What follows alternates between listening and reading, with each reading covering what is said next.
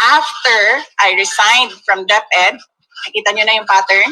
After I resigned from DepEd, the unit was unceremoniously assigned as a unit under the Presidential Security Command. July 9, 2024, ang order ng DND. Therefore, the security of the Vice President is now under the control of the PSC and as a consequence is influenced by the decisions of the Office of the President. Presuming that the PSC is still a non-partisan professional organization, why is the command eerily quiet on the documented threats to me, my family, and the OVP personnel? The silence.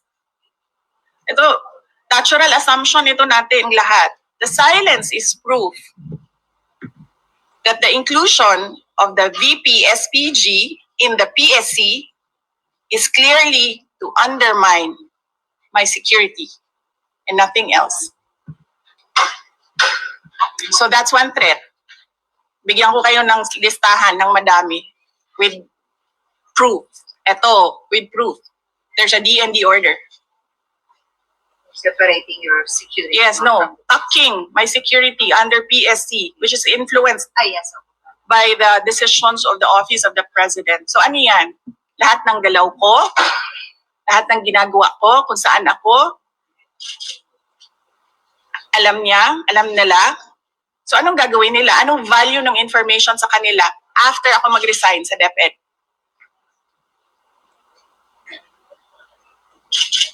Before, when I was with DepEd and working to help the administration, wala namang ganun eh. Diba? Tapos pag mag-resign ka, ganito ang gagawin sa security mo, imo-monitor ka.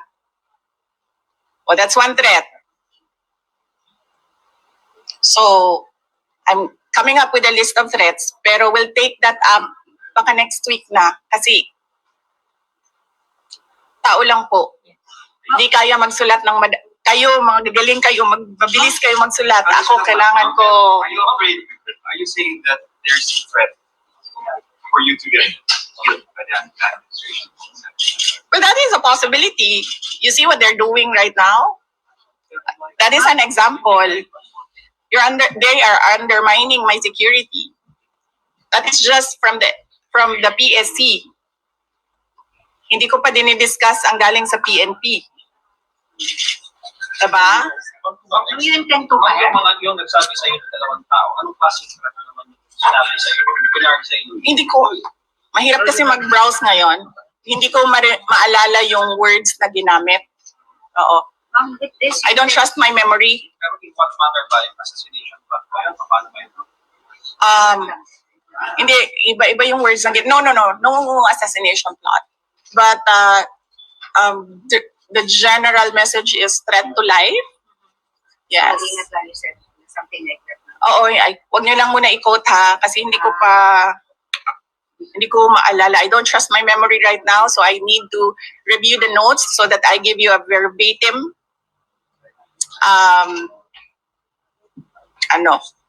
record of what was said by the two individuals. With this, do you also intend to double your security also like the PSC? Like what they're doing now to the first cabinet of the president? Hindi ko na ini-expect yan, ma'am, sa PSC. And hindi ko rin tatanggapin, ma'am, at this point, kung magdadagdag sila ng mga tao dito. Kasi hindi na natin alam kung non-partisan ba yung idadagdag nila. Not necessarily coming from PSC. No, I don't trust anyone right now. So yes. Even if PSC acts on what I said, no, I will not accept it anymore. That is what I did with PNP. Hindi na. Kasi hindi na natin alam eh. Baka igagawin pa yan nilang rason na maglagay ng mga tao dyan na nagtatrabaho para sa kanila. So, Okay, last two questions. Do you share the same sentiments as your father, former president last night. What he are said- his sentiments? So last night he asked the military if they would continue to support fractured governance and a leader who is a drug addict. I agree. So, no, excuse me, sandali. I agree with fractured governance. I was a member of cabinet, so I have personal knowledge. I agree with fractured governance. I agree with the assumption that he is a drug addict because he continuously refuses to do a drug test. Napakadali naman, di ba? Tulad ko, napakadali naman. Sinabi ko kaagad, gusto niyo ng neuropsychiatric test o kung ano pa man yung test na gusto niyo i-take ko, gusto niyo ulitin ko yung bar exams, at yan, gagawin ko. No questions asked. Gusto niyo ng drug test? Sabi ko, dagdagan ko pa ng drug test. Napakadali gawin sa akin yan. Ngayon kaagad na araw na ito, gawin natin yan. Pero, lahat, sabi ko nga, sisimulan namin sa Office of the Vice President ang test, kaming lahat. Diba? So, dapat, tayo lahat sa gobyerno, mag-drug test tayong lahat. Lahat ng mga congressman ninyo, pag-drug test nyo. What about So are the you- question for the military? No, I do not agree with that. So, as I said, i-qualify niyo yung answer ko. I agree with the government. I was a member of cabinet. I agree with the assumption that he is a drug addict. I think mine is assumption. I think the former president has evidence that he really is a drug addict. So, pareho-pareho lang din yun. Ma'am, are you... Sorry. Sabi ko nga, diba, noong kailan ba yon nagsalita ako, sabi ko, dalawa lang naman hinihingi natin. Diba? Ibigay natin yung pangako natin sa mga tao. Diba? Ako, bumoto ako. Kasi sinabi 20 pesos ang per kilo ng bigas. And that would help so many families right now. Diba? Pangalawa, tingnan natin ang tinuan ng lahat. Diba? Pag-drug test nyo din yung AFP. Pag-drug test nyo yung AFP. But somehow, hanggang ngayon, OVP pa lang din ang papadrug test. I wonder why. Last question, please. No, hindi ako tao na nagpapaareglo. Tsaka hindi ako tao na nabibili ng pera. Are you a threat na to national security? Am I a threat to national security? What they are doing to me is a threat. Sagot ko yan sa NSC. Mamaya, bukas. Okay. Ma'am, may napagdala na bibinigay sa inyo si First Lady Sara Marcos. Para saan ba yun? Yes, I'm waiting for that question to come up in the committee hearing. So let's wait for that question to come up in the committee hearing. Friday, will you be able to attend the next hearing? Just like yesterday. Yes, I'm free on Friday. Tomorrow I'll be in Basilan, and then Thursday I'll be in Lingayen, Pangasinan, and then Friday I'm free. So you're ready to answer all your questions now. I will answer my questions because I need to be there to help the other OVP personnel. They have expressed that they feel safer and they feel more comfortable if I am with them. But I will not be recognized if I don't take my oath. So I am forced to take my oath and answer questions under oath because I cannot take care of the OVP personnel.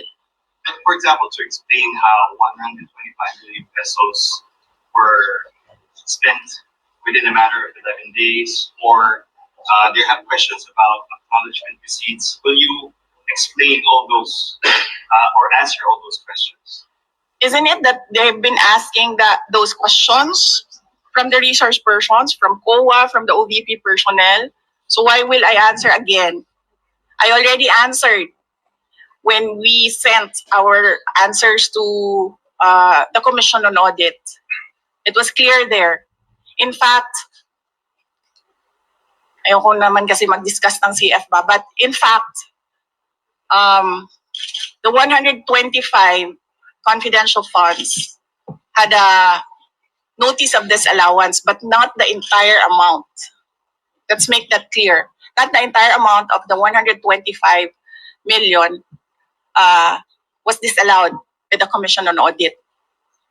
Meaning, all the rest of the funds, I do not have the number right now. I think it's approximately 70 million that was disallowed. But that is subject to appeal because gusto ko ba sabihin ito sa inyo? Dahil during the discussion, I was telling the lawyer to submit a document. But the lawyer said, no, you know, when lawyers are discussing and they have their own positions, it's really a difficult meeting to do. I said to submit. And then the other lawyer said, do not submit. Eh di lumabas yung disallowance. And then sinabihan ko yung lawyer, sabi ko, tingnan mo, lumabas yung disallowance. Sabi ko, sa appeal, ilabas mo yung document. Si Colonel De La Chica and Colonel Nolasco na nabanggit ko. Wait lang so tapusin ko lang. And then, so cleared na yon. The first, second, and third quarters, of course, hindi nila sinasabi, di ba? Because they want to present their own narrative. Tapos na yon. The money in DepEd, first and second quarter, cleared with credit. Audit is on the and it's ongoing. So you cannot question an ongoing. You cannot audit the funds of any government office because that is the exclusive domain of the Commission on Audit. Bakit nag-audit ang ating mga congressman? Dapat sila gumagawa ng batas. Nakikita nyo? Ngayon, in the proper time, we will legislate. Kasi sinasabi namin where is the proposed legislation? Hinahanap namin. So ngayon, dinadagdag na nila yon. Madali lang naman siya Pakinggan nyo lang, basahin nyo lang lahat ng mga nangyayari. Madali lang maintindihan kung anong ginagawa nila. Okay? Last question please, last question. Kumarap na si Colonel Nolasco and Colonel De La Chica, mas may iintindihan na ba ng publiko at ng Kongreso itong pagkasus mo ng confidential funds? Really, I still say that confidential funds, the use of confidential funds cannot be divulged. Sinasabi ko pa rin yan. They cannot be divulged in public. It will compromise lives and security of personnel who are cooperating or who are nandoon sa kabila na asset. You cannot do that. That is why it is called confidential funds.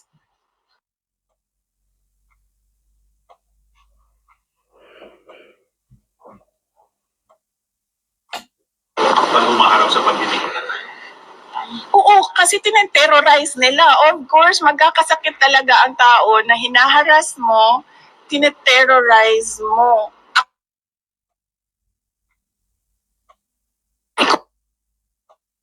You can terrorize me and harass me all you want. It does not matter to me. Pero these are ordinary Office of the Vice President employees. They are not politicians. They are ordinary citizens. So, pag hinaras mo yan, terrorize mo yan, ganyan talaga mangyayari. Sinasabihan ko yung doktor kagabi, Doc, i-clear nyo yan na mag-attend ulit. Kung sa susunod, diretsong stroke na yan. Ngayon, swerte tayo, hindi na stroke, hindi na heart attack. But the family has a history of heart attack. Lahat ng kanyang ang parents and some relatives. Heart attack lahat ang ikinamatay. So ano ba, papaupuin pa ba natin doon? Tapos antayin natin, ay na heart attack. Ma'am Gina, Si Acosta. Yes. Diba? Or So, just that, ma'am, yes, thank yes. you. So, yes. Yes, Mr. Billionario, pahingi ng pera. So, critics din, they're saying, Yes. of course, you've already said that you're here almost 24/7 because you're concerned about your staff. Yes. Some of your critics say you're here 24/7 because you're afraid they might say something, might divulge something that might incriminate you. They are attending Yusek Lopez attended the hearing. They can ask her questions there. I was not there when Yusek Lopez attended the hearing, so I was not there to influence her and tell her what to answer. If you saw me yesterday, I was not looking at Gina Acosta. I was studying. I was reading laws.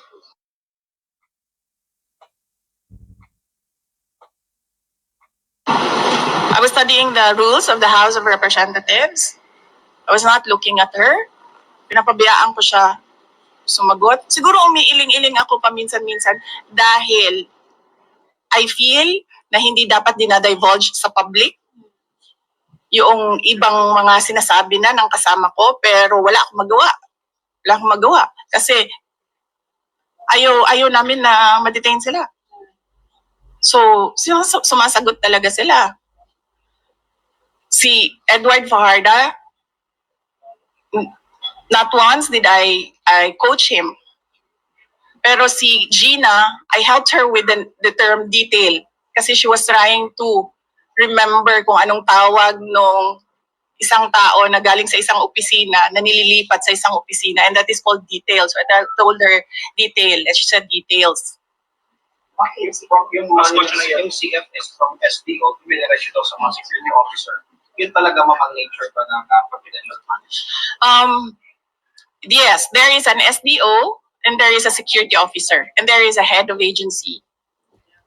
So, ako yung head of agency, may SDO kami, may security officer kami. Ganun talaga ang structure. Again, sinabi ko ito sa mga, wala kasing mainstream noon ba? Again, so alam natin lahat ng, halikan ko na yung ano ninyo. Subo yung may... Mike, please. Ayoko itong pula.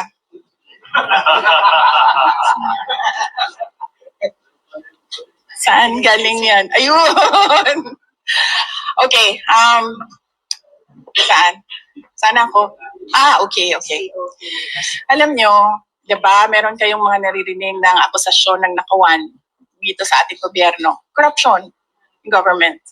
Naririnig nyo ba na millions ang ninanakaw? Hindi, di ba? Ang naririnig nyo, billions ang ninanakaw sa budget natin. Alam nyo bakit 150 million lang yon? Kasi kinompute yun kung buwan-buwan ano ang gagawin at ano ang i-implement. Napakaliit na amount ang 150 million. So bakit kami magnanakaw ng 150 million? Ang nakawan sa gobyerno, billion-billion. Ginamit yun sa trabaho. Bakit 125 plus 500 lang yung sa Office of the Vice President? Kasi kinompute yun. Buwan-buwan. Ang problem sa 125, binigay siya sa amin December na. And the requirement in government offices, you have to utilize money before December 31, before the end of the year. So ang ginawa, lahat ng preps, in-implement. Diba? And as I said, government offices disburse millions, billions in a day. Sa DepEd, nagdi-disperse kami. Nagdi-disperse. Pumipirma kami ng cheque. Multi-million. Kung i-total mo ang mga checks araw-araw na nalalabas sa DepEd, billions. Nagbabayad kami, nagbabayad. So, bakit nila kine-question yung pagbabayad ng millions in a day? And that is, part of work of government offices to disperse money every day and pay obligations. Ginamit yun sa trabaho. Okay, thank you. Pinipilit lang talaga. Dalawa na ang maro ko. Si Marisol at si JC. Tama na. Anong oras na? Ako lang Oo, kasi alauna na, and I have to be back tonight. Ayaw nila ng gabi. Na ano sila sa gabi. Kasi ang promise Yes. na listahan. Tomorrow, balikan ako Basilan. I leave in the early morning. Yes, leave early morning. And then, balik ako sa gabi. May flights naman. Nandiyan mama niya, tsaka nandiyan yung lawyers niya, and ayoko makipag-usap sa mga abogado kasi lahat ng mga abogado, pag nag-uusap-usap sila, magaling lahat ba? Diba? Lahat sila, ako yung magaling. So, parang ayoko sumali sa legal discussion. Ma'am, gano'ng kahabang listahan ng mga threats sa inyo? Sit down daw, sabi ni JC. Bye!